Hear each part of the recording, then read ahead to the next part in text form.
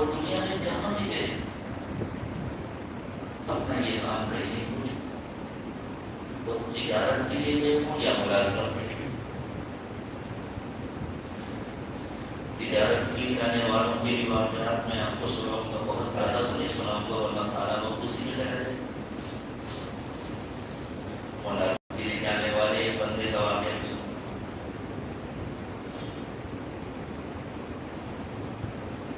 عربوں کی تجارت مشرقی ممالک سے بہت قدیم تھی۔ ہمارے یہاں ہندوستان کے ساحلوں پر بھی عرب تجارت کے لیے آیا کرتے تھے، رسول اکرم صلی اللہ علیہ وسلم کی پیدائش سے پہلے، لیکن اس وقت وہ لوگ صرف تجارت کرتے تھے۔ جب اللہ کے نبی صلی اللہ علیہ وسلم کی بعثت ہوئی اور اللہ نے عربوں کو ہدایت دی تو اب وہ مال سپلائی کرنے کے ساتھ ساتھ ایمان بھی سپلائی کرتے، جس سے ان کا تعلق ہوتا اس کے دل میں ایمان کی روشنی پہنچ جاتی ہے، اور ایمان والے کا ایک اثر ہوتا ہے۔ جیسے کسی کے ہاتھ میں چراغ ہو، کسی کے ہاتھ میں ٹارچ ہو، اور وہ اس کو جلا کر راستے میں چل رہا ہو تو اسے کہنا نہیں پڑتا میرے ہاتھ میں ٹارچ ہے، راستہ خود بخود روشن ہو جاتا ہے نا۔ جو باہر کی ٹارچ ہے اس سے راستے روشن ہوتے ہیں، جو اندر کی ٹارچ ہے اس سے قلوب روشن ہوتے ہیں۔ جب دل میں ایمان آتا ہے تو روشنی آتی ہے۔ فمن شرح اللہ صدرہ للاسلام فهو على نور من ربه، جس کے دل کو اللہ اسلام کے لیے کھول دیتے ہیں، منشرح کر دیتے ہیں، جس کے دل میں ایمان اتر جاتا ہے اور جو اپنے کو اللہ کے سپرد کر دیتا ہے اس کے دل میں ایک روشنی آ جاتی ہے۔ ایسے بندوں کے سلسلے میں اللہ کے رسول صلی اللہ علیہ وسلم نے طویل روایت میں ارشاد فرمایا، میں صرف ایک جملہ آپ کو سناؤں گا۔ حضور اکرم صلی اللہ علیہ وسلم نے فرمایا قلوبہم مصابیح الہدی، ان کے دل ہدایت کے چراغ، چراغ جہاں جاتا ہے روشنی جاتی ہے۔ جن کے دل ہدایت کے چراغ بن گئے ہوتے ہیں وہ ایمان والے جہاں جاتے ہیں ان کے دل کی روشنی قریب بیٹھنے والوں اور ان سے ملنے والوں اور ان سے تعلق والوں کے دلوں تک پہنچتی ہے اور وہ اثر کرتی ہے۔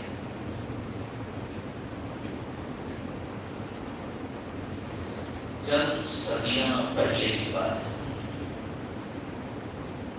سعودی عرب کے کچھ تاجروں کی ایک کمپنی تھی، جدہ کے بڑے حاجی صاحبوں کی کمپنی تھی، بڑا بڑا کاروبار اور مشرقی جزیروں میں جو آج ملیشیا، انڈونیشیا اور قریب کے جو ممالک ہیں ان کے ناموں سے جانے جاتے ہیں۔ اس وقت یہ سرحدی تقسیم نہیں تھی، اب ہے، لیکن ان جزیروں میں ان لوگوں کی تجارت تھی۔ نتیجہ کیا نکلا؟ ان جزیروں میں ان کی تجارت کے ساتھ ساتھ ہدایت پہنچی۔ ایمان والے کی ذمہ داری ہے وہ جہاں رہے اللہ کا پیغامبر بن کر، اللہ کے رسول کا رسول بن کر۔ حضور اکرم صلی اللہ علیہ وسلم کا جو نمائندہ ہوتا ہے اسے رسول اللہ کا رسول کہا ہے،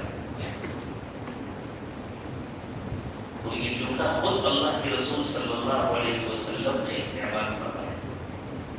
حضور اکرم صلی اللہ علیہ وسلم نے جب حضرت معاذ بن جبل کو یمن بھیجا تو فرمایا معاذ تم وہاں جاؤ گے، تمہارے سامنے مسائل آئیں گے تو فیصلے کیسے کرو گے؟ انہوں نے عرض کیا حضور اللہ کی کتاب میں تلاش کروں گا۔ فرمایا نہ ملا تو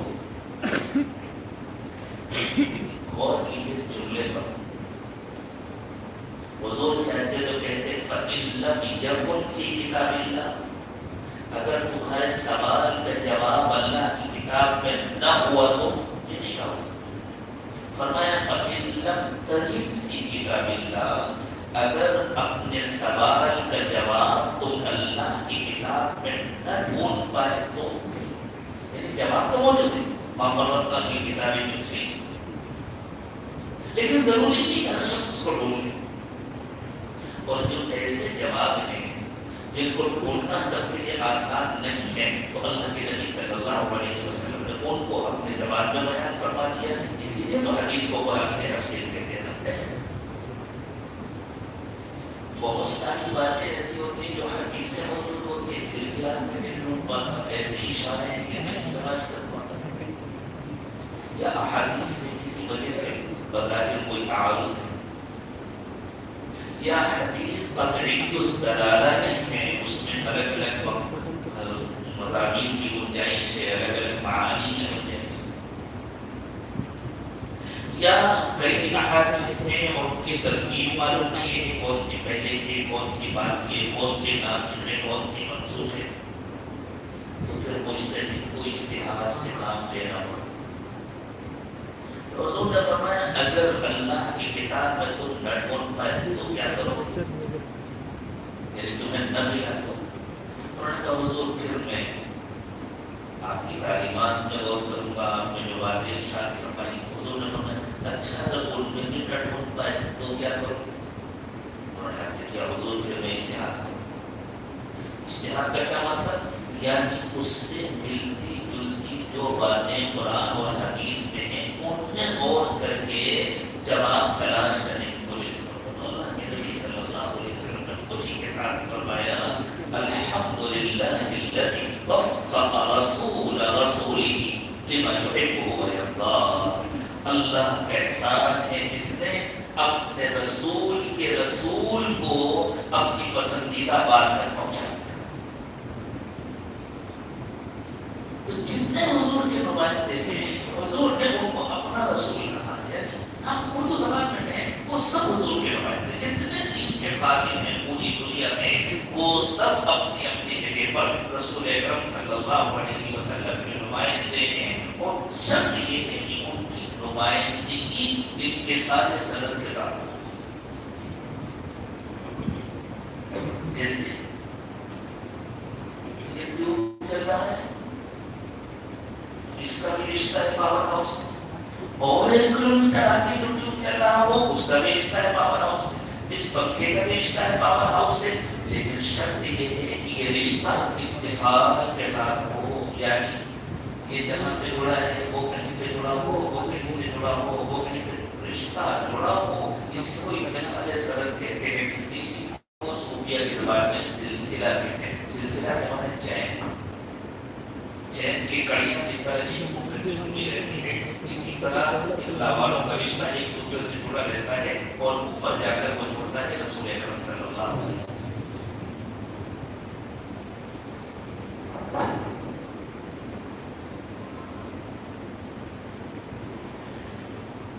تو ایمان والے کا کام یہ ہے کہ اس کا رشتہ اللہ سے جڑا، اور اللہ سے کیسے جڑے گا، اللہ کے رسول سے جڑا ہو، اللہ کے رسول کے واسطے سے اللہ سے جڑا.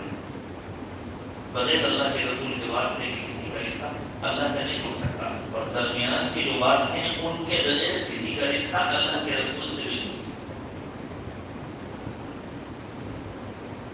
اور پھر وہ جہاں رہے اپنے کو اللہ کے رسول صلی اللہ علیہ وسلم کا نمائندہ سمجھ کر رہے، خود ہدایت یافتہ ہو اور دوسروں کی ہدایت کے لیے فکر مند ہو.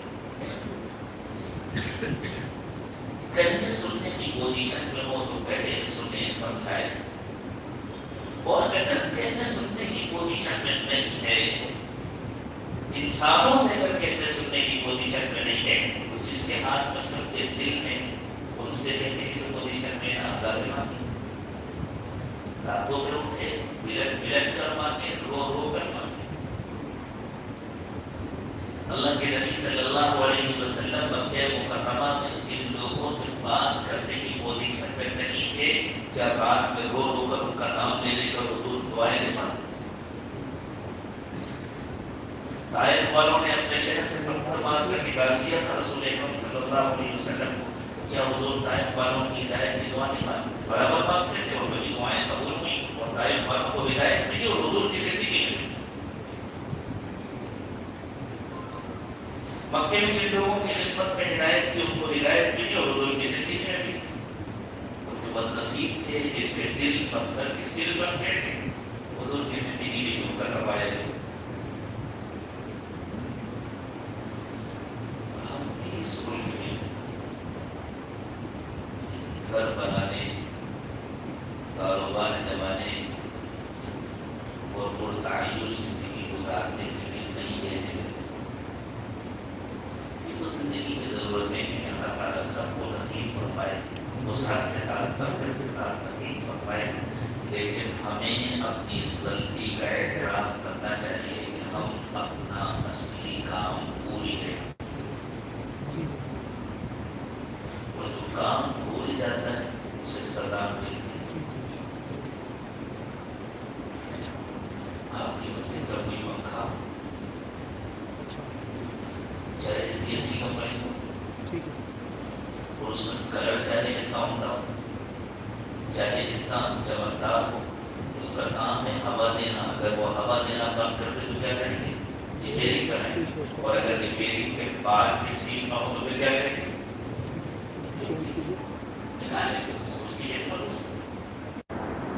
یہ ٹیوب لائٹ ہے، اس کی ریپیئرنگ تو ہوتی نہیں، جس دن یہ فیوز ہو جائے گا چاہے جتنا خوبصورت ہو باقی رہے گا؟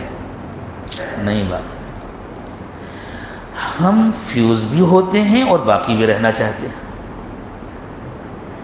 یہ ظلم ہے، یہ ہماری طرف سے زیادتی ہے۔ ارے بھائی ہم ٹھیک ہو جائیں، جس کام کے لیے ہم پیدا کیے گئے وہ کام کرنے لگے۔ اب اس ملک کی صورتحال سمجھیے، اس ملک میں اسلام کے آنے سے پہلے، ہاں میں آگے بڑھ گیا تو میں یہ بتلا رہا تھا کہ اس کمپنی والوں نے ملیشیا انڈونیشیا میں تجارت کی اور آج اللہ نے ان علاقوں کا رنگ بدل دیا۔ ایک اور بزرگ ہیں ابھی کچھ دن پہلے ان کا انتقال ہوا، اللہ تعالیٰ ان کی مغفرت فرمائے۔ علی گڑھ میں پروفیسر تھے، یونیورسٹی نے طے کیا کہ آپ کو فرانس جانا ہے، اس زمانے کا فرانس۔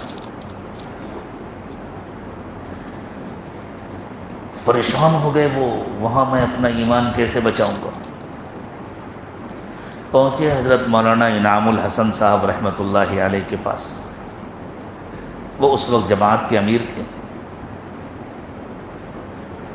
حضرت یونیورسٹی مجھے فرانس بھیجنا چاہتی ہے، میرے سمجھ میں نہیں آتا میں وہاں جا کر اپنے ایمان کی حفاظت کیسے کروں۔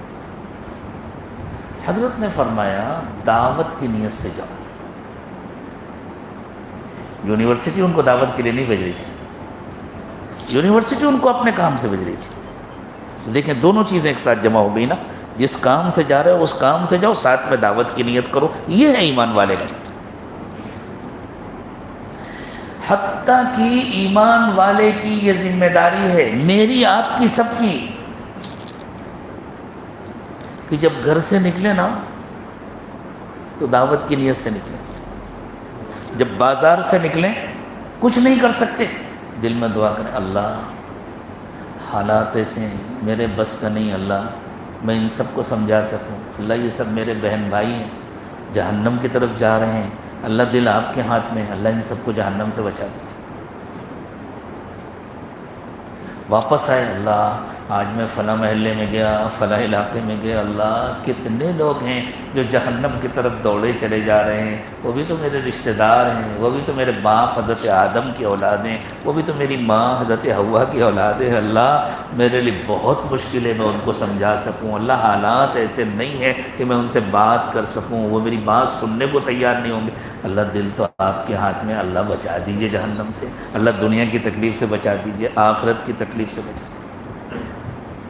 اور اس کے ساتھ تمام انسانوں سے محبت بھی ضروری ہے۔ بازار میں جائیں، اللہ یہ سب روزی کمانے بیٹھے ہیں، اللہ ان کو خوب برکت کی روزی دیجیے، اللہ ان کی ساری تکلیفیں دور کر دیجیے، ان کی غربت دور کر دیجیے، ان کا دکھ درد دور کر دیجیے، لیکن اللہ یہ تو بہت چھوٹا ہے۔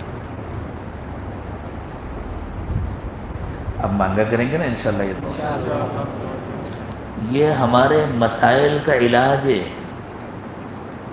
یہ ہماری مشکلات کا حل ہے۔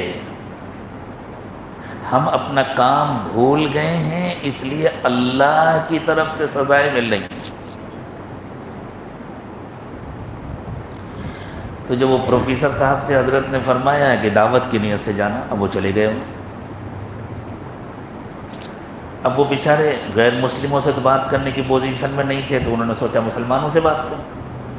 ٹھیک ہے، ہماری جماعت نے صرف مسلمانوں کو اپنا نشانہ بنایا ہوا ہے، لیکن ہمارے ان کے سب کے اکابر دعائیں ساری دنیا کے لیے مانگتے تھے، یعنی گویا وہ عمل سے یہ کہتے تھے کہ یہاں ہم کام کرنے کی پوزیشن میں، باقی سب کے لیے مانگنا ضروری ہے، کیونکہ ہدایت تو سب کی ضرورت ہے نا، اور ہر ایک تک ہدایت پہنچانا ہماری ذمہ داری ہے۔ جہاں تک نہیں پہنچا سکتے اللہ سے مانگے، بھیک مانگے۔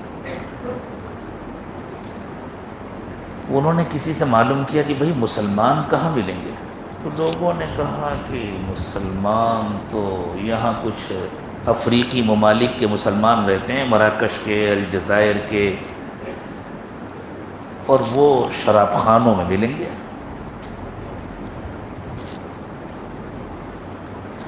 اب انہوں نے لیا حیات الصحابہ، اور ان کو عربی نہیں آتی تھی، ان کو عربی نہیں آتی تھی۔ حیات الصحابہ میں چونکہ اعراب لگے ہوئے ہیں، زبر زیر پیش لگے جیسے قرآن میں لگے، وہ لے کر کے پہنچے شراب خانے۔ دیکھو شراب خانہ تو کوئی اچھی جگہ نہیں ہے نا، لیکن داعی جائے تو اس کو ہر قدم پر اجر ملتا ہے۔ پہنچے وہاں، کسی کے ہاتھ میں گلاس ہے، کسی نے چڑھا رکھا ہے، کوئی چڑھانے کی تیاری کر رہا ہے، کوئی پی رہا ہے۔ انہوں نے جا کر زور سے سلام کیا، السلام علیکم ورحمۃ اللہ وبرکاتہ۔ بہرحال وہ عرب لوگ تھے، اور نشے میں بھی انہوں نے جواب دیا وعلیکم السلام۔ ہم تو ان کے نقل نہیں کر پائیں گے، اللہ نہ کرے کبھی کر پائے۔ تو اشارہ کیا، اب ان لوگوں کو حیرت ہوئی یہاں کون آیا سلام کرنے۔ آگے چند لوگ، جب آگے وہیں کھڑے کھڑے حیات الصحابہ کو، کس دل سے گئے ہوں گے، کس درد کے ساتھ گئے ہوں گے، کتنی دعائیں مانگ کے گئے ہوں گے، کتنا اللہ کا ذکر کر کے گئے۔ یہ اس زمانے کی بات ہے جب جماعت میں لگا ہوا ہر فرد کسی نہ کسی اللہ والے سے جڑا ہوتا تھا اور ذکر کا اہتمام کرتا تھا۔ اللہ کرے پھر وہ دور واپس آ جائے، واپس آ جائے گا تو فتنے ختم ہو جائیں گے، جب تک نہیں واپس آئے گا وہ دور اس وقت تک فتنے باقی ہیں۔ ابھی ہم گئے ہوئے تھے کشمیر، وہاں ایک صاحب آئے، کہنے لگے ہم اپنی جماعت کے بارے میں بڑے فخر سے کہا کرتے تھے یہاں دنیا کا کوئی جھگڑا نہیں، اب بڑا افسوس ہوتا ہے، آپ ان سب کو جوڑ دیجئے۔ ہم نے کہا ہم ان کو جوڑنے نہیں آئے، ہم بندوں کو اللہ سے جوڑنے آئے ہیں۔ جس دن سب اللہ سے جڑ جائیں گے یہ جھگڑے ختم ہو جائیں گے انشاءاللہ۔ ہماری تمنا ہے کہ سب پھر سے اللہ سے جڑ جائیں، جب پھر سب اللہ سے جڑ جائیں گے جھگڑے ختم ہو جائیں گے۔ جب تک دنیا کے مفادات پیش نظر رہیں گے یہ جھگڑے نہیں ختم ہوں گے۔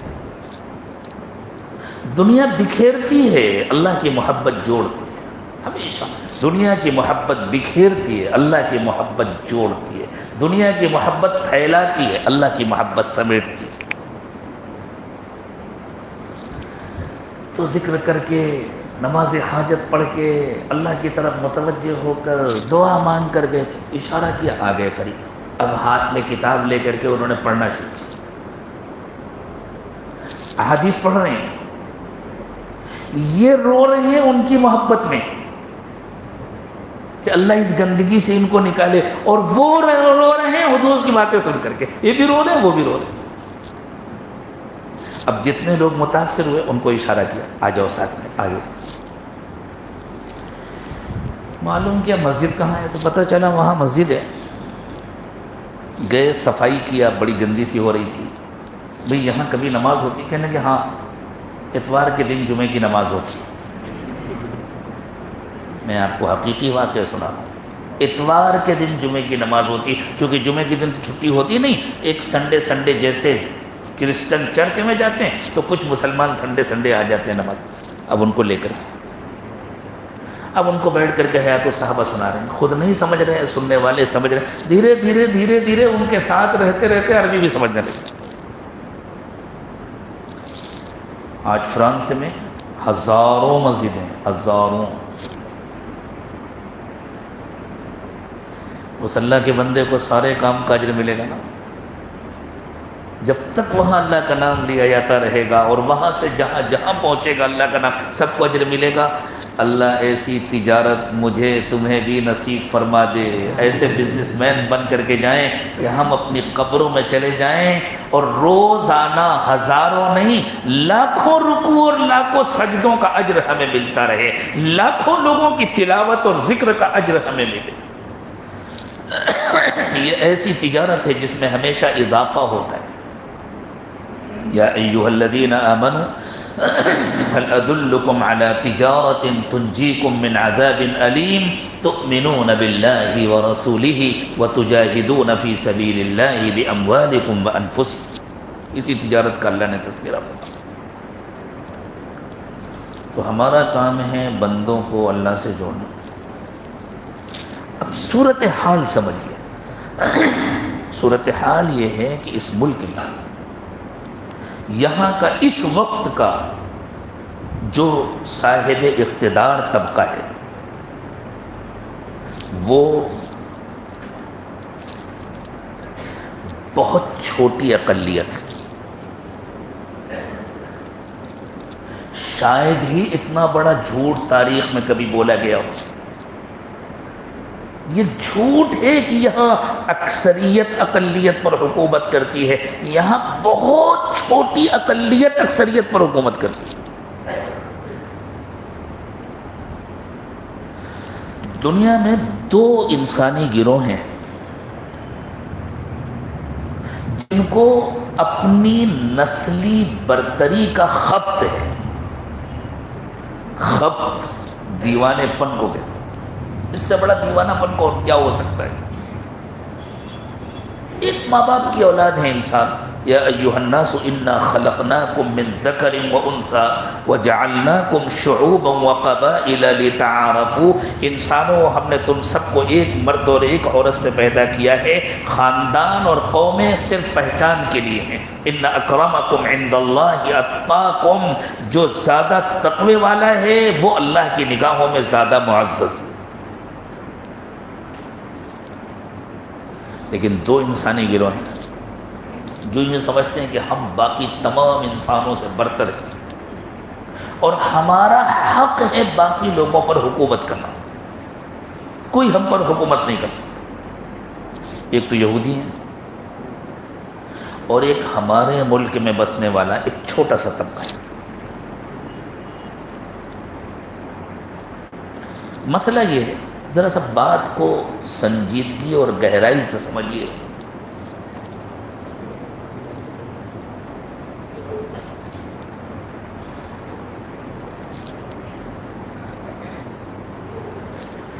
اس چھوٹے سے طبقے نے یہاں بسنے والے ملک کے اصلی اور قدیم باشندوں پر ہزار سال بے پناہ ظلم کیا۔ وہ طبقہ اس ملک میں باہر سے آیا تھا،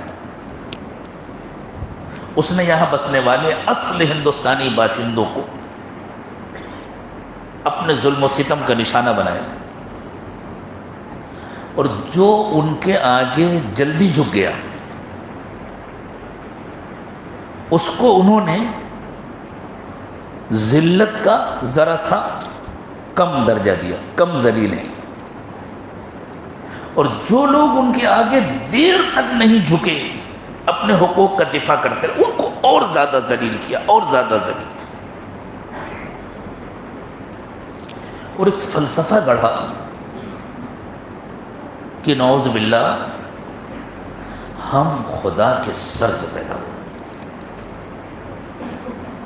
اور یہ جو دوسرے لوگ ہیں یہ پیر سے پیدا ہوئے ہیں، اور سر اور پیر برابر نہیں ہو سکتے۔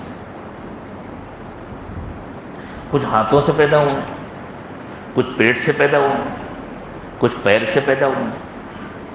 تو بہرحال پیر کے مقابلے میں انہوں نے پیٹ والوں کو، ہاتھوں والوں کو، ہاتھ والوں کو ذرا اونچا درجہ دیا، لیکن اپنے لیے کہا ہم سر سے پیدا ہوئے. تو ایک تو یہودی اس خبطے میں مبتلا ہیں کہ ہماری نسل سب سے اعلیٰ ہے، سب سے برتر ہے، اور اس کا نتیجہ پورا عالم اسلام بھگت رہا ہے. دوسرے یہاں بسنے والا ایک چھوٹا سا طبقہ ہے جو اس خبطے میں مبتلا تھا. جب اسلام آیا، اور خوب یاد رکھیے یہاں اسلام فاتحین کے ذریعے نہیں آیا، باہر سے آنے والے حکمرانوں کے ذریعے نہیں آیا. ان میں سے اکثر کا مقصد صرف حکومت کرنا تھا. یہاں اسلام صوفیہ کے ذریعے آیا، اللہ والوں کے ذریعے آیا. تو یہ جو دبا کچلا طبقہ تھا، جس کو کوئی اپنے برابر نہیں بیٹھاتا تھا، جس کے ہاتھ کا چھوا ہوا کوئی کھانا پانی اپنے لیے پسند نہیں کرتا تھا، جس کے سائے سے بھی لوگ بھاگتے تھے، صوفیہ آئے تو ان کے دلوں میں اللہ کی محبت تھی اور اللہ کی مخلوق کی محبت تھی. اس لیے کہ جب تک کسی کے دل میں اللہ کی مخلوق کی محبت نہ ہو، اس وقت تک وہ اللہ کا پسندیدہ بندہ نہیں بن سکتا. من احب خلق اللہ احبہ اللہ، جو اللہ کی مخلوق سے محبت کرتا ہے اس سے اللہ محبت کرتا ہے. جب لوگ ان کے پاس محبت اور عقیدت میں آنے لگے، دعا کرانے کے لیے، تعویذیں لینے کے لیے، اپنے مسائل کے لیے. ہاں، ہمارے بزرگوں نے تعویذوں کو کاروبار نہیں بنایا تھا، تعویذوں کو انسانی دلوں کو قریب کرنے کا ذریعہ بنایا تھا، فاصلوں کو کم کرنے کا ذریعہ بنایا تھا. تو انہوں نے اور کچھ نہیں کیا، ان کے ساتھ انسانیت کا سلوک کیا، محبت کا سلوک کیا، اور دل سے ان کے لیے اللہ سے دعائیں مانگیں، اور پھر لوگوں نے ہدایت پانا شروع کیا، اسلام قبول کرنا شروع کیا، اور جن کو اسلام ملتا گیا ان کو عزت ملتی گئی. لیکن جو حکمراں تھے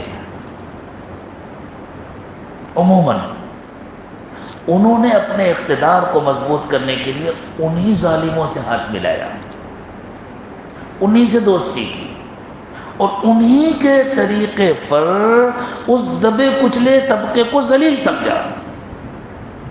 اور نتیجہ یہ نکلا کہ اس طبقے کے بہت سارے افراد کے مسلمان ہو جانے کے بعد بھی انہوں نے ان کو اپنے برابر نہیں سمجھا. اس کی سزا ملنی چاہیے. یہ ظلم ہوا انسانوں کے ساتھ. دنیا کے تمام انسان برابر ہیں اور تمام ایمان والے باعزت ہیں. پھر انگریز آ گئے، انگریزوں نے اقتدار چھین لیا. یہ بھی سزا تھی. جو لوگ آئے تھے، صدیاں ان کو ملی تھی، انہوں نے اپنا کام نہیں کیا تو سزا تو ملنی تھی. جب انگریز جانے لگے تو اب جو چھوٹا سا طبقہ تھا اس کو یہ پریشانی ہوئی کہ اب دور آیا ہے جمہوریت کا، اور جمہوریت میں گنتی ہوتی ہے، اور ہماری گنتی تو بہت کم ہے. تو حکومت وہ کریں گے جن کو اب تک ہم نے دبا کے رکھا ہے. اور اگر ہم اپنے کو الگ کر لیں، اس لیے کہ وہ اپنے کو کسی کے ساتھ شامل کرنے کو تیار نہیں، وہ اپنے کو الگ رکھتے ہیں. جب وہ اپنے کو الگ رکھیں گے تو باقی تقریباً 90 اور 92% ایک ہو جائیں گے. اگرچہ عقائد کا اختلاف ہوگا، افکار کا اختلاف ہوگا، لیکن گنتی میں تو ایک ہو جائیں گے. تو 8% حکومت کریں گے یا 92% حکومت کریں گے؟ تو پہلا کام تو ان لوگوں نے یہ کیا کہ بھائی یہ جو بڑی تعداد ہے مسلمانوں کی، ان کو الگ کرو. ملک کو تقسیم کرنے کا منصوبہ انہی لوگوں نے بنایا تھا، لیکن ہم مسلمانوں کو حماقت اور جہالت کا کوئی بڑا سے بڑا دنیا میں ایوارڈ ہو تو ملنا چاہیے. ہم نے ہمیشہ اپنے دشمنوں کا کام آسان کیا.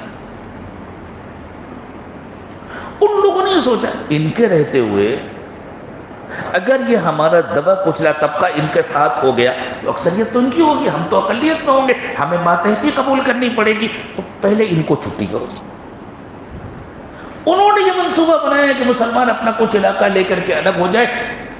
ہمارے بزرگوں نے اس کو تاڑ لیا اور کہا کہ نہیں, ہمیں الگ نہیں ہونا. لیکن صاحب ہمارے اندر ایسی لیڈرشپ پیدا ہوئی یا پیدا کی گئی یا کچھ مفاد پرستوں نے ایسے کام کیے کہ اکثریت جذبات میں بہہ گئی اور انہوں نے خود مطالبہ کرنا شروع کر دیا. یہی تو وہ چاہتے تھے. چلیں, جو مقدر تھا اللہ کے یہاں وہ ہو گیا. اب جو باقی بچے تو پھر بھی یہ پوزیشن تھی کہ اگر سارے مظلوم ایک ہو جائیں تو مظلوموں کی اکثریت تھی. تو انہوں نے ایک نیا شوشہ چھوڑا. وہ شوشہ یہ تھا کہ اس ملک میں جو مسلمان اور عیسائی ہیں ان کے علاوہ باقی جتنے ہیں سب ہندو ہیں. ان کو مندروں میں گھسنے کی اجازت نہیں ہے. ان کا کوئی پجاری مندر میں نہیں بیٹھ سکتا. ان کو ساتھ میں بیٹھنے کی اجازت نہیں ہے. اور ہندو ہیں. آپ نے سنا ہوگا پچھلے الیکشن کے موقع پر ایک بڑے لیڈر نے کہا تھا کہ یہ 20 اور 80 کا مسئلہ ہے. جھوٹ بولتے ہیں وہ لوگ. یہ 20 اور 80 کا مسئلہ نہیں, یہ 8 اور 92 کا مسئلہ ہے اصل میں. لیکن ہماری بیوقوفی ہے کہ ہم اپنی حماقت سے اس کو 20 اور 80 کا مسئلہ بنا دیتے. یہ ہے اس ملک کی صورتحال. اور مسلمانوں خوب یاد رکھو, تم پر جو ظلم ہوا ہے وہ بہت تھوڑا ہے, بہت تھوڑا ہے, بہت تھوڑا ہے. اس ملک کا جو دبا کچلا طبقہ ہے اس پر اس سے سینکڑوں گنا زیادہ ظلم ہوا ہے جتنا مسلمانوں پر ہوا ہے آزادی کے بعد سے اب تک. اب ہوتا کیا ہے کہ اس نہایت شاطر طبقے نے, نہایت ہوشیار اور چالاک طبقے نے یہ کوشش کی ہے کہ ملک کا جو دبا کچلا مظلوم طبقہ ہے اس کے دل میں مسلمانوں کا ڈر بیٹھا دیا جائے اور اسے یہ سمجھایا جائے کہ مسلمان تمہارے دشمن ہیں, اور مسلمانوں کو یہ تاثر دیا جائے کہ وہ مسلمانوں کے دشمن ہیں. جبکہ وہ جو مٹھی بھر چھوٹا سا طبقہ ہے وہ ان دونوں کا دشمن ہے. اب صورتحال یہ, مجھے معاف کیجیے گا, یہ میرا موضوع نہیں ہے اور شاید یہ باتیں آپ میری زبان سے پہلی مرتبہ سن رہے ہیں, لیکن اس وقت ضرورت ہے کہ صحیح صورتحال سمجھی جائے. اس لیے میں بس نہ چاہتے ہوئے بھی کچھ حقیقتیں عرض کر رہا ہوں, ورنہ اس کے بغیر صورتحال سمجھ میں نہیں آئی. آپ اسمبلیوں میں دیکھ لیجئے, پارلیمنٹ میں دیکھ لیجئے, مختلف پارٹیوں کی لیڈرشپ میں دیکھ لیجئے, تمام پارٹیوں میں. آپ کے یہاں جو پارٹی ہے اس کی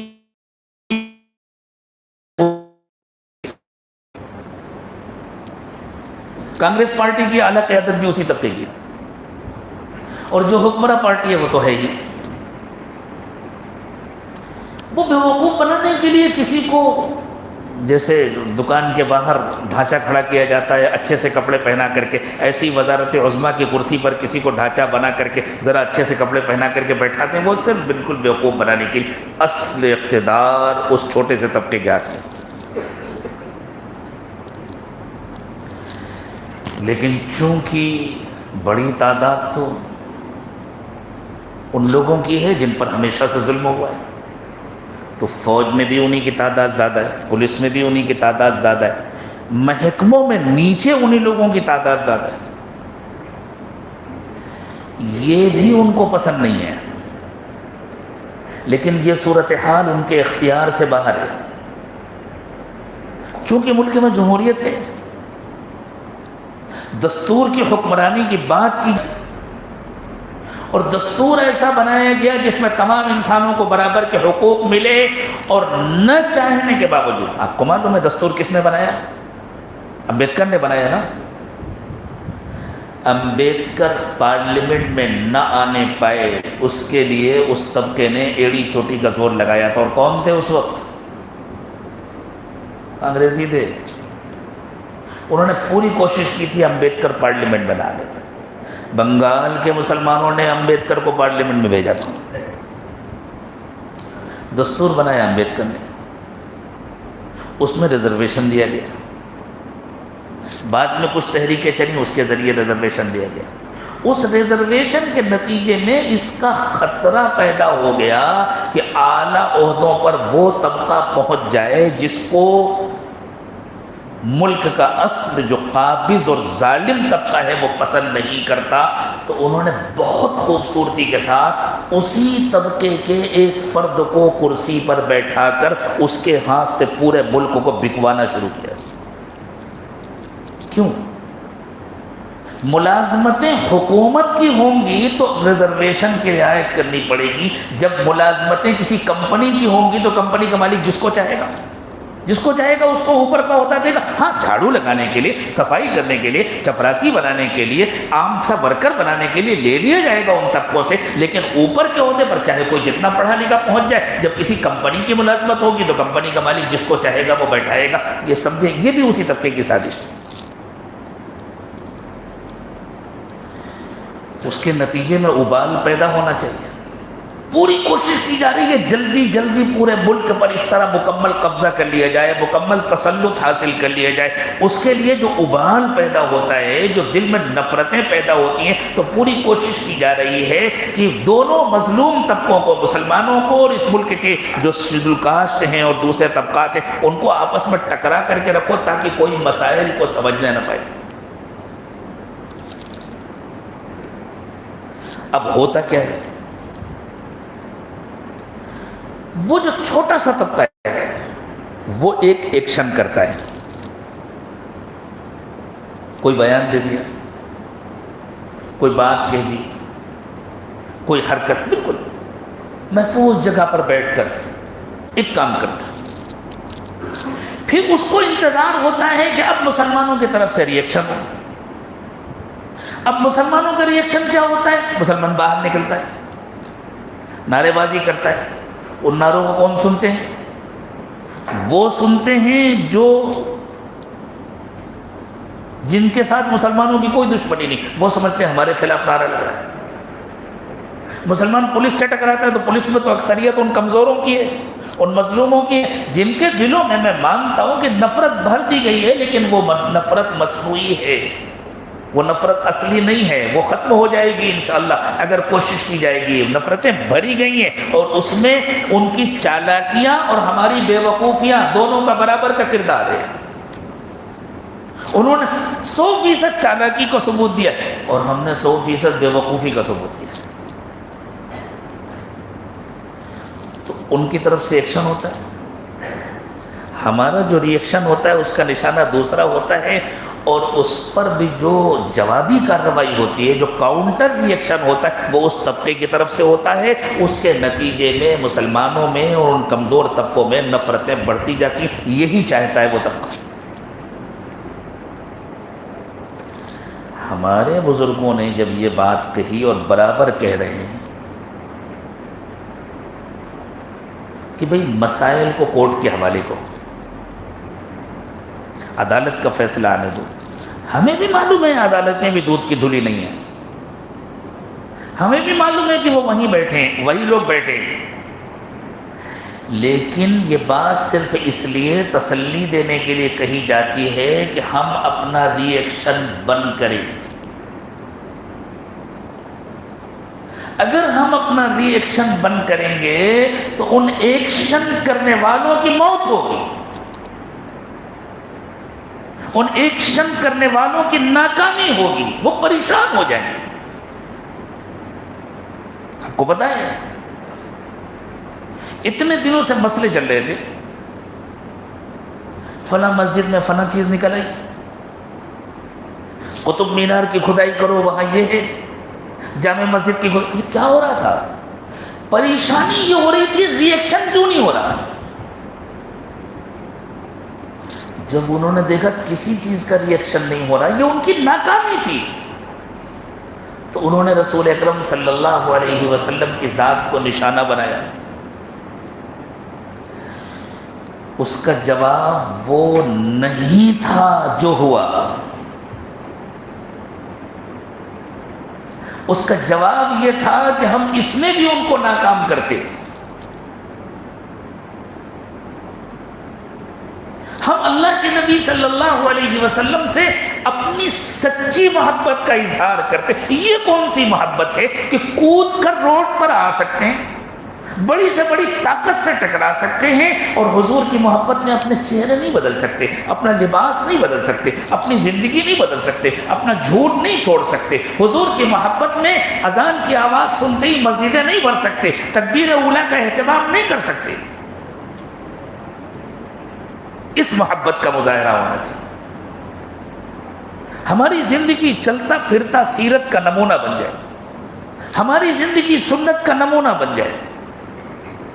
تو اللہ کے نبی صلی اللہ علیہ وسلم کی ذات کو نشانہ بنایا اسی لیے گیا کہ اس سے پہلے کے سارے کام کر کے وہ پریشان ہو گئے تھے، بہت دنوں کے بعد ایسا ہوا تھا، بہت دنوں کے بعد ایسا ہوا تھا، بہت لٹنے پٹنے کے بعد مسلمانوں نے کچھ سمجھنا شروع کیا تھا کہ بھئی ہمارا ری ایکشن نقصان دہ ہوتا ہے، صرف وقتی نقصان نہیں ہوتا۔ آپ یوں نہ سمجھیں کہ صرف اتنا نقصان ہوتا ہے ہمارے ری ایکشن سے کہ ہمارے بچے گرفتار کیے جاتے ہیں، ان کو بے قصور مقدمات میں پھنسایا جاتا ہے، ان کو جیلوں میں ٹھوسا جاتا ہے، بچوں کو یتیم کیا جاتا ہے، عورتوں کو بیوہ کیا جاتا ہے، اور پولیس حراست میں ان پر لاٹھیاں برسائی جاتی ہیں۔ یہ بہت بڑا نقصان ہے، لیکن حقیقت میں یہ بہت چھوٹا نقصان ہے۔ ہمارے ری ایکشن کے نتیجے میں جو مظلوم طبقہ ہے وہ حقیقی مسائل کو سمجھ نہیں پاتا، اس کا رخ موڑ دیا جاتا ہے۔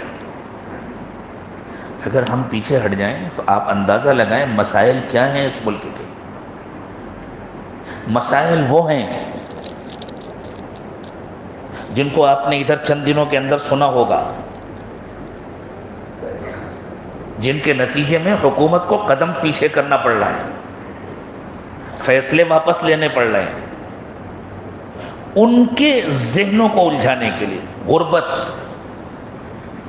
بے روزگاری،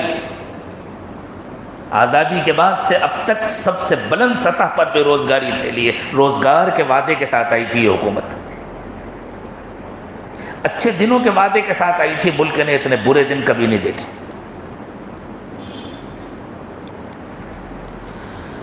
تو میرے دوستو، ہوش کے ناخن لو۔ اللہ کرے کہ میرا پیغام ہر مسلمان تک پہنچے۔ ہماری ذمہ داری ہے اس ملک کا جو دبا کچلا طبقہ ہے، ہم اس کو دنیا کی تکلیف سے نہیں بچائیں، پوری کوشش کریں، اس کے ساتھ محبت کا معاملہ کریں، اس کی خدمت کریں، اور اس کو آخرت کی تکلیف سے بھی بچانے کی کوشش کریں۔ اور جو ظالم ہیں وہ بھی حقیقت میں ہمارے بھائی ہیں، وہ بھی حضرت آدم اور حضرت حوا کی اولاد ہیں، ان کے لیے بھی ہمارے دل میں خیر خواہی ہو، ہمدردی ہو، ان کے ظلم کے لیے خیر خواہی نہ ہو، لیکن ان کے لیے خیر خواہی ہو کہ اللہ ان کو ظلم سے روک دے، اللہ ان کو ہدایت دے دے، یہ بھی اچھے انسان بن جائیں، اور یہ بھی دنیا میں کامیاب ہو جائیں اور آخرت میں کامیاب ہو جائیں۔ تو یہ ایک 3 کونے کا چکر چلتا ہے، ایکشن، ری ایکشن، کاؤنٹر ری ایکشن۔ ایک عمل، پھر رد عمل، پھر رد عمل پر جوابی رد عمل۔ عمل کرنے والا محفوظ جگہ بیٹھا ہوتا ہے، اس پر کوئی اثر نہیں پڑتا، وہ وہاں سے پتھر مار کر الگ ہٹ جاتا ہے، اور اس کے بعد جو ری ایکشن ہوتا ہے وہ ان لوگوں سے ہوتا ہے جو بیچارے بے قصور ہوتے ہیں، اور پھر جو کاؤنٹر ری ایکشن ہوتا ہے وہ ان کی طرف سے ہوتا ہے، اور وہ لوگ جن کو وہ دونوں کو اپنا دشمن سمجھتے ہیں وہ ان کو آپس میں لڑاتے ہیں۔ بڑی ہوشیاری کے ساتھ، بڑی چالاکی کے ساتھ یہ کام مسلسل ہو رہا ہے۔ ہمارے بڑے، ہمارے بزرگ یہ چاہتے ہیں کہ ان ہوشیاروں کو ان کی زبان میں جواب دیا جائے، ہم سامنے سے ہٹ جائیں۔ دیکھو گیند اگر پھینک کر ماری جائے تو وہ کب واپس آئے گی؟ جب کسی چیز سے ٹکرائے گی تب واپس آئے گی نا۔ سامنے جو رکاوٹ ہے اگر اسے ہٹا دیا جائے تو وہ چلی جائے گی۔ پھینکنے والا انتظار کرتا رہ جائے گا، اب واپس آئے اب واپس آئے، وہ واپس نہیں آئے گی، اس لیے کہ سامنے کی رکاوٹ ختم کر دی گئی ہے۔ گیند پھینکی جاتی ہے ہماری طرف تاکہ وہ واپس کی جائے، اور واپس ان کی طرف نہیں جاتی۔ اگر ان کو جواب دیا جاتا تو کوئی بات تھی، جواب جن کو دیا جاتا ہے وہ بیچارے بے قصور ہیں، وہ تو ہم سے ہزاروں سال پہلے سے اس ملک میں مظلومیت کی زندگی گزار رہے ہیں، لیکن ان بیچاروں کو اپنی مظلومیت کا پورا احساس نہیں ہے۔ اس لیے میرے دوستو دو کام کرو، اللہ اور اس کے رسول کے ساتھ اپنا رشتہ مضبوط کرو، اپنی زندگیوں کا جائزہ لو، اپنی زندگیوں کو گناہوں سے خالی کرو، اپنا تعلق اللہ کے ساتھ مضبوط کرو، ہدایت کے چراغ بنو، اور دوسرا کام یہ ہے کہ انسانوں کے ہمدرد بنو، انسانوں کے خیر خواہ بنو، ان کے لیے اللہ سے دعائیں مانگو۔ کچھ دن تک بہت برداشت کرنا پڑے گا، ظلم سہنا پڑے گا، لیکن اس کے علاوہ دوسرا کوئی راستہ نہیں ہے۔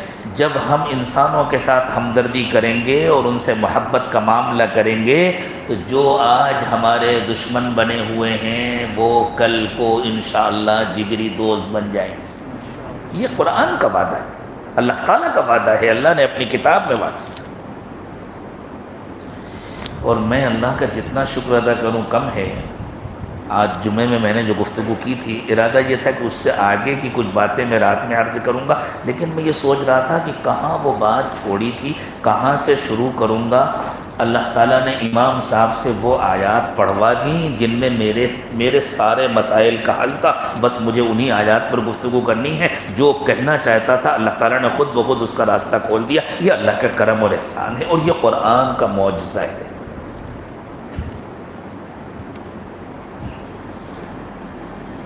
ہمارا کام یہ ہے کہ ہم انسانوں سے محبت کرنا سیکھیں۔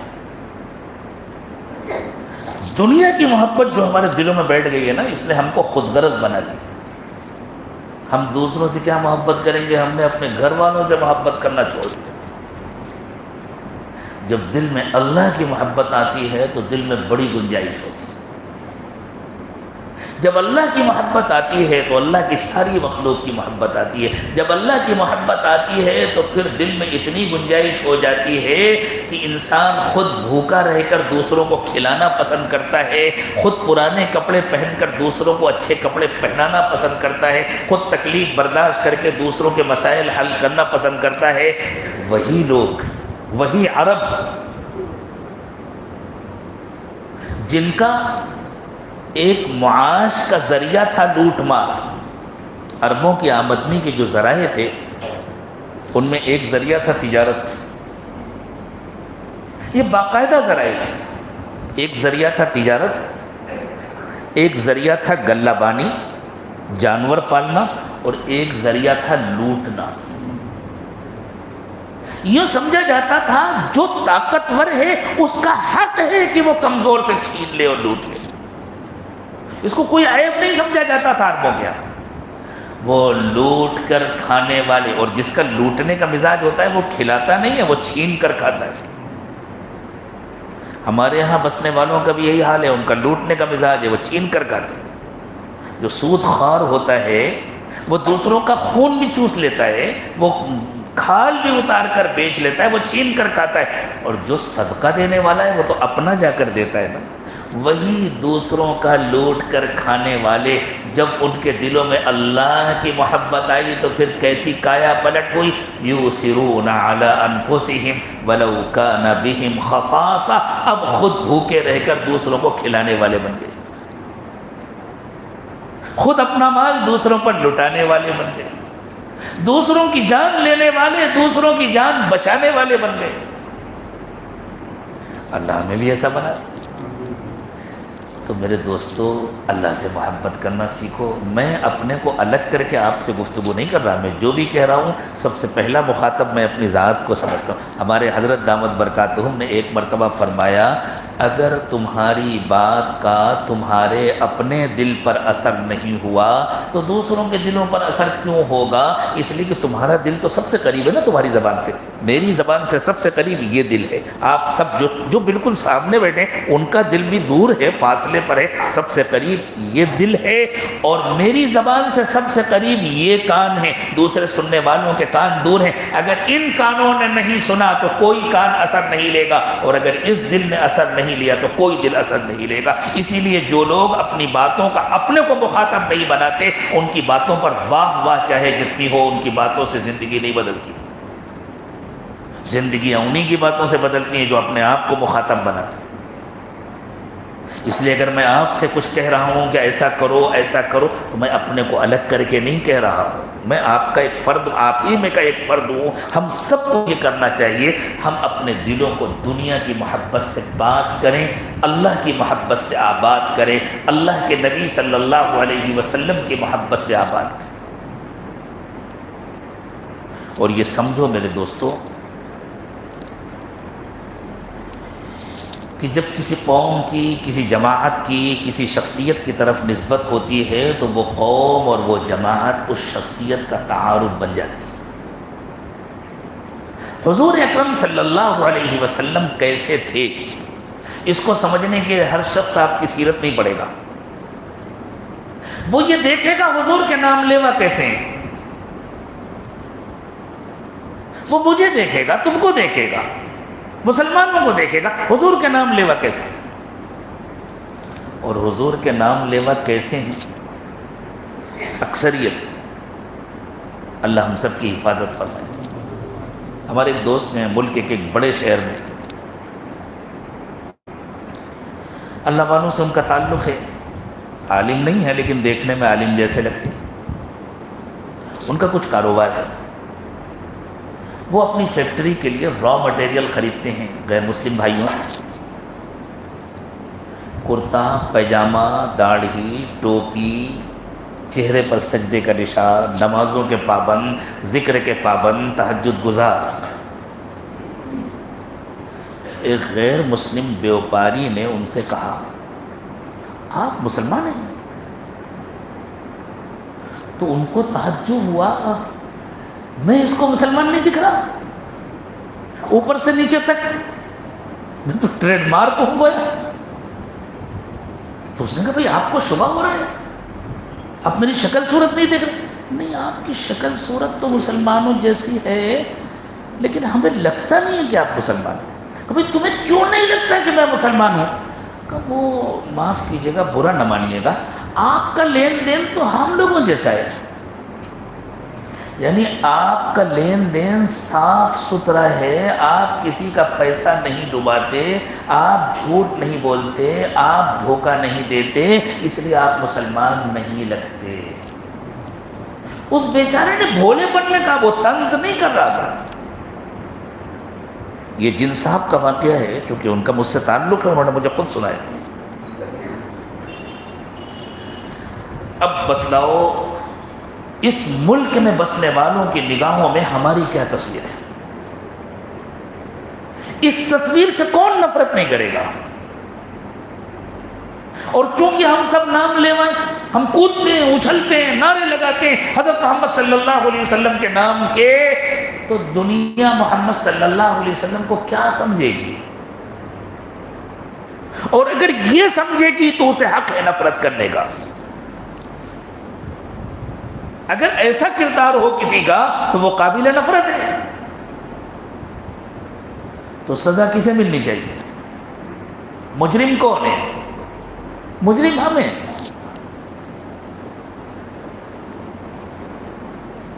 ہمارے ایک دوسرے دوست ہیں, بڑے تاجر ہیں. میں بہت زیادہ نشانیاں نہیں بتلاتا تاکہ شناخت نہ ہو. پورا خاندان تاجر ہے. ان کے کچھ چچا زاد بھائی وغیرہ ہیں وہ بھی تاجر ہیں, لیکن وہ جیسے عام لوگ ہوتے ہیں ویسے. یہ میں جن کا تذکرہ کر رہا ہوں یہ ماشاءاللہ بڑے اچھے سالک ہیں، خود بھی، ان کی اہلیہ بھی، ان کے گھر والے بھی دیندار ہیں، تہجد گزار ہیں، سنتوں کے پابند ہیں۔ ایک بڑے غیر مسلم بیوپاری جن سے دونوں کا کاروبار، ان کا بھی اور ان کے چچا زاد بھائیوں کا، تو اس کاروباری نے ان کے چچا زاد بھائی سے کہا آپ مسلمان ہیں؟ کہا ہاں، اور پھر ان کا نام لے کر کہا، میں جان بوجھ کر نام نہیں لے رہا، وہ بھی مسلمان ہے؟ کہا کہ بھائی دو میں سے کوئی ایک ہی مسلمان ہوگا، اگر وہ مسلمان ہے تو میں آپ کو مسلمان نہیں مانتا، اگر اسلام وہ ہے جو ان کی زندگی میں ہے تو وہ تو آپ کی زندگی میں نہیں نظر آتا، اور اگر اسلام وہ ہے جو آپ کی زندگی میں ہے تو وہ تو پھر الگ ہے، وہ کوئی اور چیز ہے، میں کیسے فیصلہ کروں کہ دونوں مسلمان ہیں، کسی ایک ہی کو میں مسلمان مانوں؟ ہمارا حال یہ ہے، بظاہر ہم دیندار ہیں، نمازی ہیں، کسی اللہ والے سے جڑے ہیں، کسی مسجد و مدرسے کے ذمہ دار ہیں، کسی دینی تحریک سے دعوت سے جڑے ہیں، لیکن جب ہم بازار جاتے ہیں تو یوں سمجھتے ہیں مسجد کا خدا اور ہے، بازار کا خدا اور ہے۔ ہم مسجد میں اللہ کے بندے ہیں، بازار میں شیطان کے بندے۔ یہاں چاہے جتنا جھوٹ بولیں، چاہے جتنے چیک باؤنس کرائیں، میں نے 20 سال تجارت کیا ہے، مجھے خوب معلوم ہے بازار میں کیا ہوتا ہے۔ میں تجارت کے سلسلے میں جو کچھ کہتا ہوں وہ سنی سنائی باتیں نہیں ہوتی، وہ سب میرے ذاتی تجربات ہوتے ہیں۔ میں اپنے دوستوں سے کہا کرتا ہوں، خاص طور سے اپنے تاجر دوستوں سے کہتا ہوں، میں اللہ کا جتنا شکر ادا کروں کم ہے کہ اللہ تعالیٰ نے 20 سال مجھ سے تجارت کرائی ہے، مجھے خوب پتہ ہے تمہاری دنیا میں کیا ہوتا ہے۔ بسا اوقات ایسا ہوتا ہے کہ کوئی گہری بات ہوتی ہے، جو نئے نئے ہوتے ہیں وہ تعجب کرتے ہیں، یہ مولوی صاحب انہیں کیا معلوم مارکیٹ میں کیا ہوتا ہے؟ مولوی صاحب بہت دن تک مارکیٹ میں بیٹھے رہے ہیں، اس لیے خوب پتہ ہے کیا ہوتا ہے، کتنے چیک باؤنس کرائے جاتے ہیں، کتنی وعدہ خلافیاں کی جاتی ہیں۔ 5 دن کا وعدہ کیا 30 دن میں دے دیے، اور بڑا احسان کیا پیسے دے دیے۔ اللہ کی قسم یہ دھوکے بازی ہے، اور اس پیسے کے ذریعے جو رولنگ گھما کر کمایا گیا وہ حرام ہے، حرام حرام لقمہ کھانے کے بعد اس سے جو خون بنتا ہے، وہ خون جب تک بدن میں رہتا ہے اس وقت تک کوئی نماز نہیں قبول ہوتی۔ اس سے جو کپڑے خریدے جاتے ہیں، وہ کپڑے کا ایک دھاگا بھی جب تک جسم کے اوپر رہتا ہے اس وقت تک کوئی عبادت نہیں قبول ہوتی۔ پھر ہم رونا روتے ہیں کہ ہم پر ظلم ہو رہا ہے، ارے جو ہو رہا ہے وہ بہت کم ہے۔ اس لیے میرے دوستو، رسول اکرم صلی اللہ علیہ وسلم سے محبت کا تقاضا یہ، محبت تو ہے نا حضور سے، ہے نا سب کو محبت حضور سے، تو رسول اکرم صلی اللہ علیہ وسلم سے محبت کا تقاضا یہ ہے کہ ہم سچی توبہ کریں، اپنی زندگیاں بدلیں، حضور اکرم صلی اللہ علیہ وسلم کی سنتوں کو اپنائیں، اپنی زندگی کو گناہوں سے خالی کریں۔ خدا نہ خواستہ کسی سے کوئی انفرادی گناہ ہو جائے وہ اتنی بڑی بات نہیں ہے، اللہ اسے بھی معاف کرے، توبہ کی توفیق عطا فرمائے۔ ہم کیا سمجھتے ہیں، تنہائی میں بیٹھ کر کوئی گناہ ہو گیا اسے ہم گناہ سمجھتے ہیں، اور بازار میں بیٹھ کر جو جھوٹ بولے اسے گناہ نہیں سمجھتے۔ وہ بڑا گناہ ہے، وہ متعدی گناہ ہے، اس کا اثر دوسروں پر پڑتا ہے، اس گناہ کی وجہ سے دین بدنام ہوتا ہے، اس گناہ کی وجہ سے اسلام بدنام ہوتا ہے، اس گناہ کی وجہ سے اللہ کے رسول بدنام ہوتے ہیں، اس گناہ کی وجہ سے اللہ کی کتاب بدنام ہوتی ہے، اور اللہ کی ذات بدنام ہوتی ہے۔ اپنی زندگیوں کو گناہوں سے خالی کریں، انسانوں کے ہمدرد بنیں، دشمنوں کی چال کو سمجھیں، کچھ دنوں کے لیے ری ایکشن دینا بالکل بند کر لو، تمہیں جو کرنا ہے، پریشان ہو جائیں گے، پتہ نہیں کیا کیا ترکیبیں سوچیں، اسی میں ان کی ناکامی۔ اور اگر کہیں کسی ری ایکشن کی ضرورت ہے تو یہ بڑوں کا کام ہے، یہ ذمہ داروں کا کام ہے کہ وہ سر جوڑ کر بیٹھیں اور پھر وہ یہ فیصلہ کریں کہ کتنے ری ایکشن کی ضرورت ہے، اس کا درجہ حرارت کتنا ہونا چاہیے، اس کا اظہار کس طرح ہونا چاہیے۔ بس اگر علامتی ری ایکشن کی ضرورت ہے تو وہ علامتی ہو، اور اگر اس کی بھی ضرورت نہیں تو وہ بھی نہ ہو۔ کچھ دنوں کے لیے ہم خاموش ہو کر بیٹھ گئے، پتہ ہے اس کا نتیجہ کیا نکلے گا؟ اس کا نتیجہ یہ نکلے گا انشاءاللہ کہ اس ملک کی اکثریت حقیقی مسائل کو سمجھے گی۔ اور ایک بات پہلے سے ذہن میں رکھو، اس ملک کا مستقبل اللہ کے یہاں بہت اچھا ہے انشاءاللہ۔ انسانوں پر جتنا ظلم ہو چکا ہے اب یہ بہت دنوں تک نہیں ہوگا میرے دوستو۔ اصل ظالم ہم بنے ہوئے ہیں، ہمارے ریئیکشن کی وجہ سے ان کمزوروں پر مسلسل ظلم ہو رہا ہے، وہ بیچارے سمجھ نہیں پا رہے، تو ان پر ظلم کے اصل ذمہ دار ہم بنے ہوئے، ہم ہٹیں تو انشاءاللہ یہ ظلم ختم ہوگا۔ اللہ تعالیٰ اس ملک کے لیے دنیا اور آخرت دونوں طرح کی سعادتوں کے فیصلے فرمائیں گے، اور یہ فیصلے اللہ کے یہاں ہو چکے ہیں۔ ہم بہت دنوں تک رکاوٹ بنیں گے تو ہمارا انجام اچھا نہیں ہوگا، اس لیے ہم محبت کرنا سیکھیں، اپنے بڑوں کا کہنا مانیں۔ یقینی بات ہے ایسے ایسے حملے ہو رہے ہیں اور ہوں گے کہ خون کھول جائے گا، سخت تکلیف ہوگی، لیکن اللہ فرماتے ہیں اپنے اوپر کنٹرول پیدا کرو۔ یہ سمجھو کہ تمہارا دشمن کیا چاہتا ہے تم سے، اس کو ناکام کرنے کے لیے صبر کرو، دعائیں مانگو، رو، تنہائیوں میں رو، اللہ سے رو رو کر مانگو، اللہ یہ دن دیکھنا ہمارے مقدر میں تھا، اللہ ہماری بدعمالیوں کی وجہ سے یہ دن کہ آپ کے رسول کو نشانہ بنایا جا رہا ہے، ازواج مطہرات کو نشانہ بنایا جا رہا ہے، اللہ معاف فرما دیجیے، اللہ سب کو سمجھ دے دیجیے، اور اللہ جن انسانوں پر ظلم کرنے کے لیے یہ سب کچھ کیا جا رہا ہے، اللہ ان انسانوں کو بھی مظلومیت کی چکی سے باہر نکال دیجیے، اللہ ان انسانوں کے لیے بھی خیر کے فیصلے فرما دیجیے، اور اللہ جو ظلم کر رہے ہیں اگر ان کے لیے خیر مقدر ہے تو ان سب کے لیے بھی خیر کے فیصلے فرما دیجیے، اور اگر خیر مقدر نہیں ہے ان کے لیے تو اللہ ہم ہٹے جاتے ہیں، پھر آپ ان سے نمٹ لیجیے۔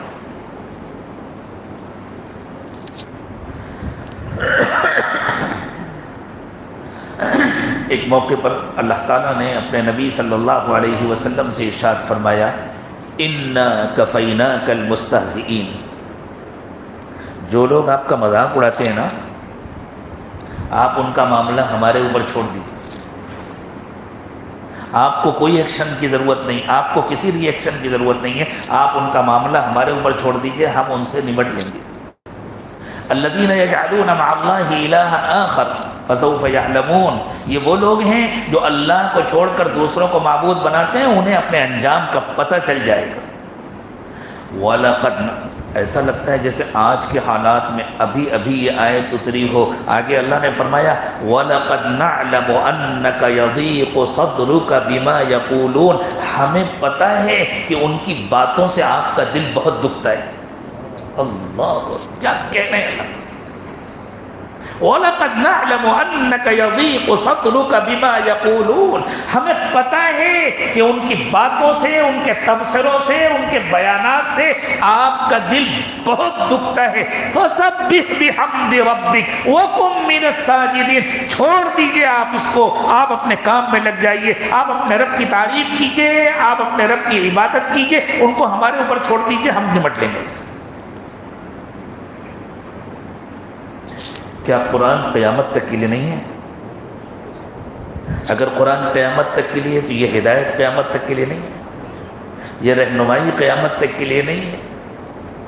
کہاں ان مشرکین کی باتیں جو برچھیوں کی طرح دلوں پر چبھنے والی ہیں، اور اس کے جواب میں اللہ کیا کہہ رہے ہیں، وَلَقَدْ نَعْلَمُ أَنَّكَ يَضِيقُ صَدْرُكَ بِمَا يَقُولُونَ، ہمیں پتہ ہے کہ ان کی باتوں سے آپ کا بہت دل دکھتا ہے، آپ کو بہت تکلیف ہوتی ہے، تو کیا کریں آپ ان کو جواب دینے کے لیے گئے، فَسَبِّحْ بِحَمْدِ رَبِّكَ، اللہ کی تعریف کیجئے، وَكُن مِّنَ السَّاجِدِينَ، اور آپ سجدہ کرنے والوں میں، یہی ہے نا، وَكُن مِّنَ السَّاجِدِينَ ہے یا وَكُن مِّنَ الشَّاكِرِينَ؟ جی، وَكُن مِّنَ السَّاجِدِينَ، آپ تو بس نمازیں پڑھیے، عبادت کیجئے، سجدہ کیجئے، وَاعْبُدْ رَبَّكَ حَتَّى يَأْتِيَكَ الْيَقِينُ، اور موت تک اپنے رب کی بندگی کرتے رہیے، جی، موت تک اپنے رب کی بندگی کرتے رہیے، یہ ہے اصل میں ہمارے کرنے کا کام۔ تو اللہ تعالیٰ فرماتے ہیں وَمَنْ أَحْسَنُ قَوْلًا مِّمَّنْ دَعَا إِلَى اللَّهِ وَعَمِلَ صَالِحًا، اس سے اچھی کس کی بات ہو سکتی ہے جو لوگوں کو اللہ کی طرف بلائے، ایک ہے بلانا زبان سے اور ایک ہے بلانا کردار سے. وعمل صالحا، اور خود نیک عمل کرے، یعنی اس کا کردار اتنا اچھا ہو کہ اگر وہ زبان سے کچھ کہنے کی پوزیشن میں نہیں ہے تو اس کا کردار دعوت بن جائے. وقال اننی من المسلمین، اور جب کوئی اس سے کہے آپ تو بہت اچھے آدمی ہیں، بہت نیک آدمی، نہیں میں تو ایک چھوٹا سا مسلمان ہوں، میں تو ایک عام سا مسلمان ہوں، یہ میرا کوئی کمال نہیں ہے، یہ تو اسلام کی تعلیم ہے، یہ تو میرے اللہ نے سکھایا. ہاں ہم اتنے سچے بن جائیں کہ جب لوگ کہیں صاحب آپ تو بہت سچے ہیں، تو سچ بولنا میرا کوئی کمال تھوڑی ہے، میرے اللہ کا حکم ہے کہ سچ بولو، میرے نبی نے یہ تعلیم دی ہے کہ سچ بولو، میں ایک مسلمان ہوں، میں اللہ کا کہنا مانتا ہوں، اللہ کے رسول کے طریقے پر چلتا ہوں، اس لیے میں سچ بول رہا ہوں. خوبصورت سا واقعہ سنا دیتا ہوں، نوجوانوں کو مزہ آ جائے. ہمارے حضرت پیر صاحب نے ایک واقعہ سنایا. ایک نوجوان تھے ماشاءاللہ، بڑے تاجر، مل اونر، بنگلے والے، کوٹھی والے، گاڑیوں والے، لیکن حضرت سے بیعت تھے تو نیک تھے، متقی تھے. اب شادی ہوئی تو محترمہ بھی اسی معیار کی آئیں. ان کو کسی اللہ والے کی صحبت ملی نہیں تھی. اب وہ آزاد، یہ کہیں پردہ کرو، وہ کہیں میں کیوں پردہ کروں، یہ کہیں نماز پڑھو، وہ کہیں مجھے نماز پڑھنے کی فرصت نہیں ہے، مجھے نماز کے لیے وضو کرنا پڑے گا، اور وضو کروں گی تو میری لپسٹک خراب ہو جائے گی، میرا یہ خراب ہو جائے گا. روز جھگڑا. ایک دن وہ نوجوان آئے حضرت پیر صاحب کے پاس، حضرت میں تو تنگ آ گیا ہوں، نہ نماز پڑھتی ہے، نہ پردہ کرتی ہے، نہ کہنا مانتی ہے، میوزک سنتی رہتی ہے، میں کہتا ہوں بیٹھو بیان سنو تو بیان نہیں سنتی. حضرت نے فرمایا، ہم لوگ موجود تھے حضرت کے سامنے، حضرت نے مسکرا کے فرمایا وہ اصل میں میرے پاس آیا تھا NOC لینے کے لیے. میں نے کہا اچھا یہ بتلاؤ، اسی ماحول میں تو تم بھی پلے بڑھے تھے، تمہارے اندر یہ تبدیلی کیسے آئی؟ حضرت میں آپ سے بیعت ہوا، میں نے آپ کی بیانات سنے، مجھے آپ کی صحبت ملی. کہا اس کو ابھی صحبت نہیں ملی نا، تو کوشش کرو اسے بھی ملے، جب ملے گی انشاءاللہ وہ بھی بدل جائے گی. اس کے لیے تمہارے اندر، تمہارے رویے میں تبدیلی ضروری ہے. اس سے جھگڑا کرنا بند کرو، اس کے ساتھ محبت کا معاملہ کرو. اچھا ایک کام کرو، تم جب گھر جاتے ہو، اب یقینی بات ہے کہ جب یہ صاحبزادے گھر جاتے تھے اپنے آفس سے، یہ بھی پوری تیاری کے ساتھ جاتے تھے کہ دیکھو کیا ہوگا، اور وہ بھی تیاری کے ساتھ بیٹھتی تھی. وہ بھی کسی چھوٹے باپ کی بیٹی تھوڑی تھی، وہ کیوں دبتی، وہ بھی تیاری کے ساتھ بیٹھتی تھی، اور پہلے سے دونوں طرف سے فائٹنگ کی پوری تیاری رہتی تھی. حضرت نے فرمایا بازار جاؤ، مٹھائی خریدو، اور گھر جانا تو مسکرا کر اپنی بیوی کو سلام کرنا. اور فرمایا یہ سنت ہے، گھر جا کر گھر والوں کو سلام کرنا اور مسکرا کر سلام کرنا، یہ سنت ہے. اور پھر فرمایا جب کھانا کھانے بیٹھنا نا تو درمیان میں ایک مٹھائی کا ٹکڑا اٹھا کر اپنے ہاتھ سے کھلانا، یہ سنت ہے، جو اس سنت پر عمل کرو. اب جب اللہ والے کسی کو بھیجتے ہیں تو یوں ہی تھوڑی بھیج دیتے ہیں، پیچھے سے دعا کرتے ہیں، توجہ کرتے ہیں. اب یہ صاحب پہنچے تو محترمہ تو پہلے سے تیار تھیں کہ اب دیکھو آج آئیں گے تو کیا ہوگا.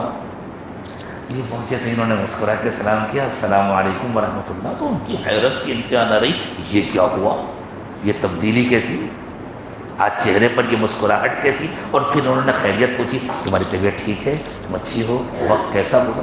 وہ بیچاری حیران، یہ ہو کیا رہا ہے بھائی، وہ تو تصور نہیں کر سکتی تھی. چلیں اس کے بعد کھانے پر بیٹھے، ڈائننگ ٹیبل پر بیٹھے تو انہوں نے بیگ سے مٹھائی کا ڈبہ نکالا اور رکھا.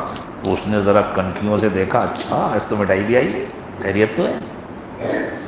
درمیان میں کھانا کھاتے ہوئے انہوں نے ڈبہ کھولا اور کھول کر اس میں سے ایک پیس اٹھایا اور یوں بڑھایا.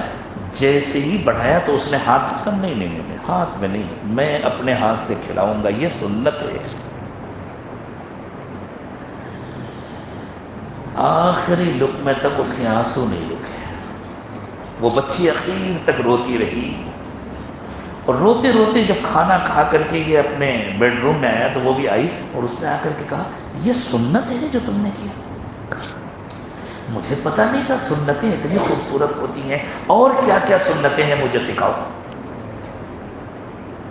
سنتیں ہیں مجھے سکھاؤ. تو انہوں نے کہا میں اسی لیے تو کہتا ہوں کہ پیر صاحب کے بیانات سنا کرو، اللہ والوں کی باتیں سنا کرو، اس سے سنت. ٹھیک ہے اب میں بھی سنوں گی. اور اس کے بعد سے جو زندگی میں تبدیلی آنی شروع ہوئی تو پہلے ایک اللہ کو یاد کرنے والا تھا، اب 2 ہو گئے. پہلے ایک عبادت گزار تھا، اب 2 ہو گئے. زندگیاں بدل.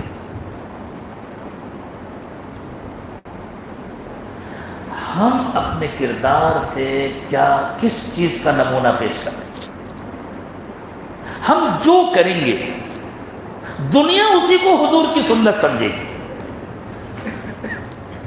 بات سمجھ میں آ رہی ہے؟ ہم جو کریں گے دنیا اسی کو حضور کی سنت سمجھے گی. اور اگر ہمارے کسی عمل اور کردار کی وجہ سے دنیا اللہ سے دور ہوئی، اللہ کے رسول سے دور ہوئی اور اللہ کے دین سے دور ہوئی تو مجرم کون ہوگا؟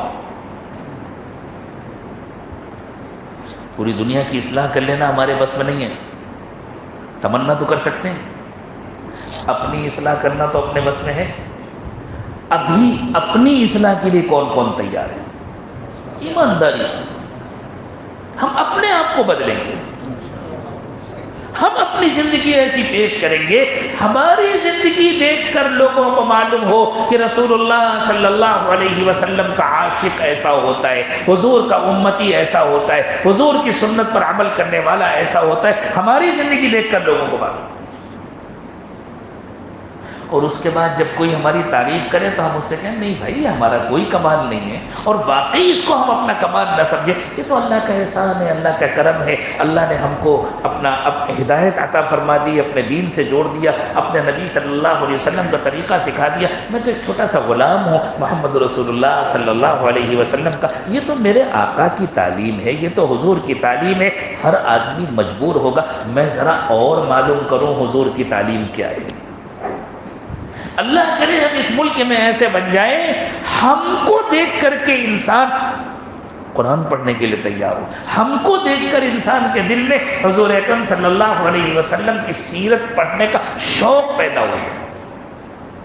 اور یہ کچھ مشکل نہیں، یہ انقلاب آ سکتا ہے، بہت آسانی سے آ سکتا ہے. اللہ کرے کہ اس کی ابتدا آج اسی مسجد سے ہو جائے.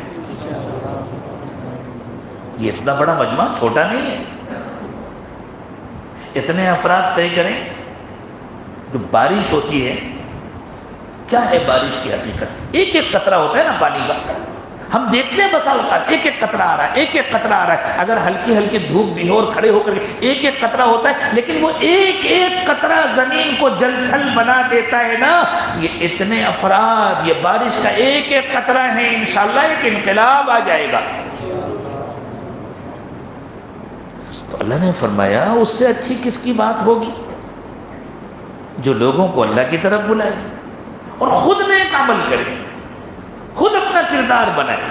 وقال اننی من المسلمین، اور اس کے اندر کوئی بڑائی نہ ہو، کوئی فخر نہ ہو. وہ یوں کہے میں تو ایک عام سا مسلمان ہوں، یہ تو اسلام کا کرشمہ ہے، یہ تو اللہ کا احسان ہے. ادفع بالتي ولا تستوي الحسنة ولا السيئة. اس راستے میں یہ مسئلہ پیش آئے گا. تم بھلائی کرو گے، لوگ تمہارے ساتھ برائی کریں گے. تو تمہیں کیا کرنا ہے؟ وَلَا تَسْتَوِي الْحَسَنَةُ وَلَا السَّيِّئَةُ. نیکی اور برائی دونوں برابر نہیں ہو سکتے. کوئی برائی کر رہا ہے، کرنے دو، تم یک طرفہ اس کے ساتھ بھلائی کرو. بہت دنوں تک وہ برائی نہیں کر پائے گا.